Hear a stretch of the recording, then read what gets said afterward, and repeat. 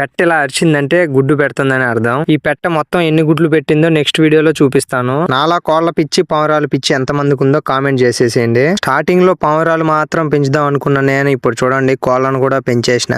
Evening garden లోకి math తీసుకొని వెళ్తే చూడండి నా చుట్టూ ఎలా వచ్చేస్తాయో. ఈ ఫోటోలో కనిపించే పిల్లలు పుట్టి 13 రోజులైతే అవుతుంది. ఇప్పుడు వీటికి రెక్కలకున్న ఈకలు అయితే కట్ చేయాలి.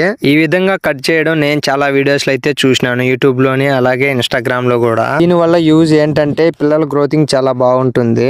అందుకోసం ఇలా ఈకలు అయితే కట్ చేస్తారు. ఇలా నేను ఆల్రెడీ ఒకసారి అయితే చేసిన వేరే పిల్లలకి. ఇప్పుడు ఆ పిల్లల గ్రోతింగ్ అయితే చాలా బాగుంది. ఇలా ఏదైనా ఒక పని చేసిన తర్వాత కొన్ని డేస్ తర్వాత వచ్చే రిజల్ట్ అయితే చాలా బాగుంటుంది. నేను ఫస్ట్ టైం కట్ చేసిన పిల్లల వీడియో లాస్ట్ లో అయితే ప్లే చేస్తా, చూసేసేయండి. కోళ్లు పెంచడం చాలా సులభం అనుకున్నా, కానీ కోళ్లు తీసుకున్న తర్వాత అర్థమవుతుంది ఇందులో రిస్క్ ఎంత ఉందో. నాకు ఇప్పటికీ కోళ్ళని ఎలా పెంచాలో రాదు. స్టెప్ బై స్టెప్ నేర్చుకుంటూ వెళ్తానా. డే మొత్తం ఎంత స్ట్రెస్ ఉన్నా ఈవినింగ్ వీటి దగ్గరకు మ్యాథ్ తీసుకెళ్తే చాలు మైండ్ లో ఉన్న స్ట్రెస్ ఫీలింగ్ అంతా వెళ్ళిపోయి ప్రశాంతంగా ఉంటది. ఫైనల్ గా కోడి పిల్లలకి ఈకలు కట్ చేసిన తర్వాత ఒక్కసారి అయితే పిల్లని చూడండి ఎలా ఉందో. చూడడానికి అయితే చాలా బాగుంది. ఇంకో 10 డేస్ తర్వాత అయితే ఈ పిల్లల అప్డేట్ అయితే ఇస్తాను, పిల్లల గ్రోతింగ్ ఎలా ఉందని. ఫైనలీ అన్ని పిల్లలకైతే కట్ చేసిన ఈకలు చూడండి వాటి అమ్మ దగ్గరికి వెళ్ళిపోయినాయి. నేను ఫస్ట్ టైం కట్ చేసిన పిల్లల గ్రోతింగ్ అయితే చూడండి ఎలా ఉందో. ఇప్పుడు మీ ఒపీనియన్ ని కామెంట్ చేయండి.